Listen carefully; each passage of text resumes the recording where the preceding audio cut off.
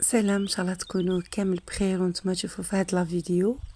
اليوم ان شاء الله راح نحضر معكم هذه التحليه اللي راح تكون بكريمه من اروع انواع الكريمات اللي ممكن انكم تحضروهم.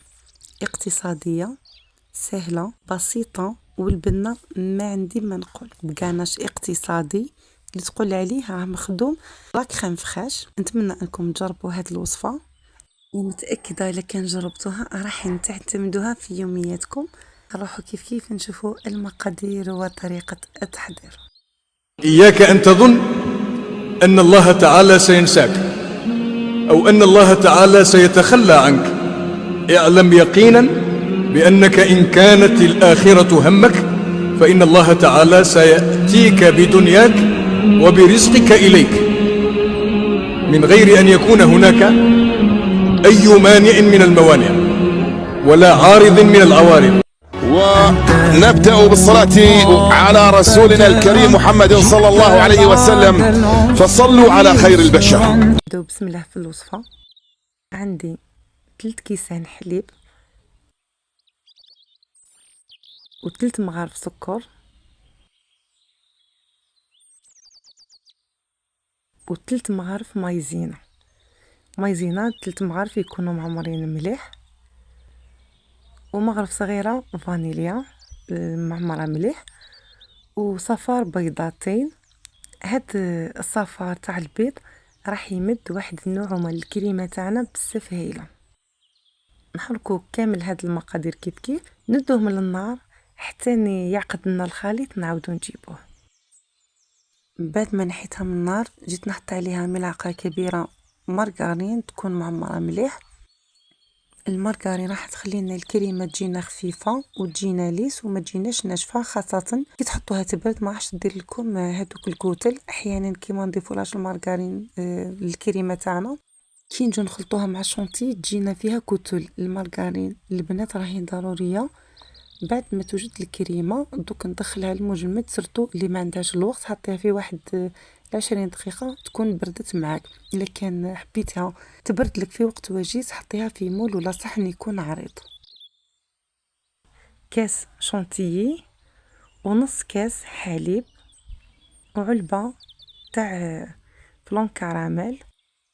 نطلعوا كامل هاد المكونات حتى نحصلوا على كريمه تكون شاده روحها. دوكا حنخلطوا الكريمه تاع الباتيسير مع الكريم شونتيي هذيك ونحطوه غير بالعقل. الكريمه راح تحصلوا عليها هي لا كريم دبلومات.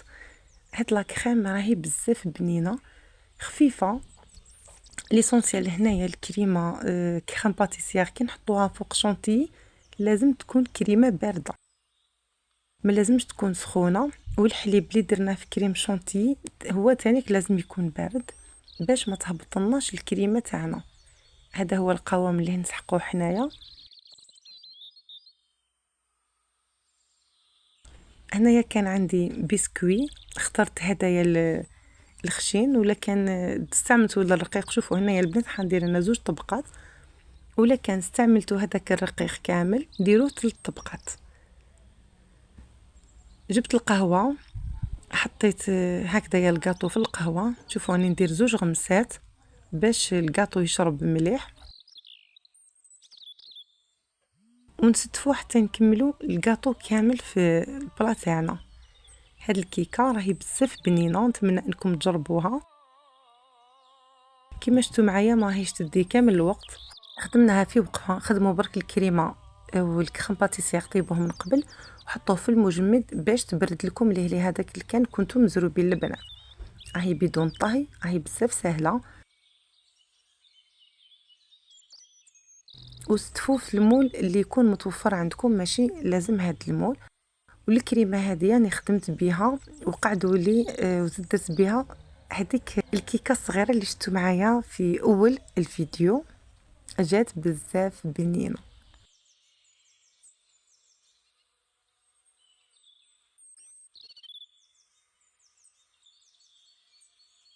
نحط الكريمه ونمشيها في كامل هذاك البسكوي من فوق كما راكم تشوفوا. هذا بالنسبه للطبقه الاولى. شوفوا البنات كي تكونوا تطلعوا في الكريمه تاعكم الا كان بنت لكم ثقيله زيدوا لها شويه ماء ولا حليب مغرفه، بداو بالمغرفه وزيدوا بالعقل. ولا كان بنت لكم سايله زيدوا مغرف شونتي. البنات الا كان تبعتوا المقادير اللي عطيتها لكم كما راهي راح تنجح لكم 100%. واللي ما تحبش الذوق تاع القهوه تشرب الكاطو تاعها بالحليب. واستعملوا اي كاطو يكون عندكم، ماشي لازم هذا اللي استعملت انايا. كما انايا صراحه ما نحبش نستعمل بيمو في تحليات، انا نحب هدايا يبان لي ماشي حلو وخفيف، وكل وحده دير واش عندها في الكوزينه وفي المطبخ ديالها. انا نحب الكاطو تاعي يكون مشمخ مليح كما كنتو تشوفوا، بها نشمخ ونعاود فيه. واللي تحب الكاطو تاعها يكون كروستيون دخل وتخرج الكاطو تاعها وراح يجيها بزاف هايل. شوفوا نكملوا نصفوا الطبقه هذه. شوفوا البنات انا اخترت هذا الكاطو راه خشين شويه ماشي هذاك رقيق كامل، لكن استعملتوا هدايا ديروا 2 طبقات كما درت انايا، ولا كان استعملتوا هذاك رقيق ديروا 3 طبقات. في كل الاحوال الكريمه رايحه تقاد. راح نزيد الكريمه كطبقه اخيره. البنات تقدروا تحطوا بين الطبقات البنان ديروه رقيق وتحطوه، تقدروا ديروا كراميل مكسرات، تقدروا التحليه تاعكم كما حبيتوا. شوفوا انا هنا ما حطيت والو في التحليه تاعي، درتها كما شفتوها وجات بزاف بنينه. هذه كما قلت لكم هذه الطبقه الاخيره من الكريمه نحاولوا نديرها هكذايا بشكل مستوي. نحاول ليسيها باش تعطيني هذاك المنظر والملمس هذاك الشباب.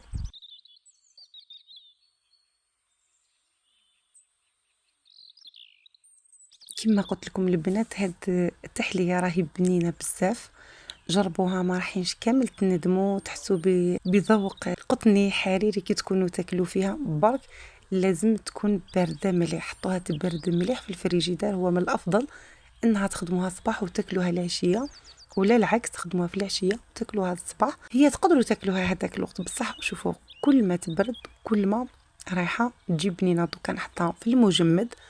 واش ندير نجو باش نحضروا الكاناش. شوفوا البنات باش يجيكم شباب وبنين كما اللي تشوفوها في الصوره. واش حطيت نص كاس حليب سائل، ملعقه كبيره حليب لحظه، ملعقه كبيره زيت، وملعقه كبيره شونتيي. نخلطوا كامل هاد المقادير ندوهم على النار غير يهزوا الغليه نحوهم على النار، ما نخلوهمش يغلوا بزاف غير يسخنوا نحوهم. البنات واش نضيف عليه؟ ما حنضيف عليهم 100 غرام شوكولاته.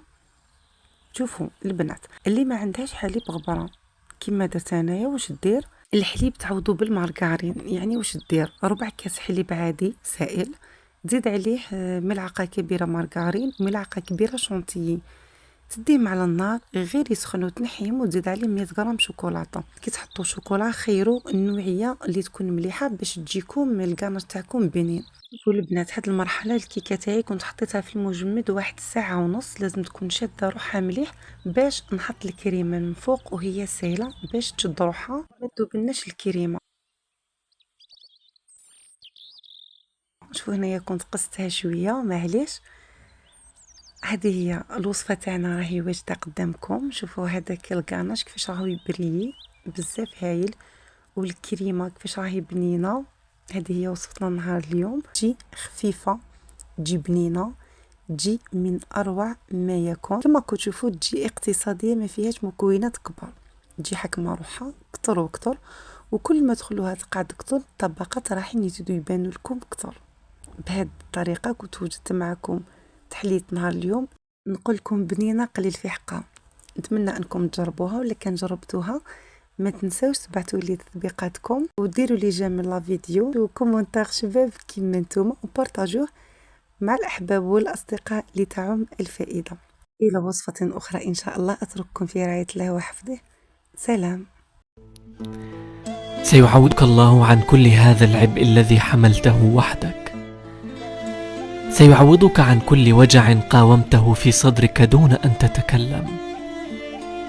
سيعوضك الله عن الذي لا يعرفونه، على الذي يجهلونه، على الأوجاع التي نخرت ضلوعك وفتتت كبدك ولا يشعرون.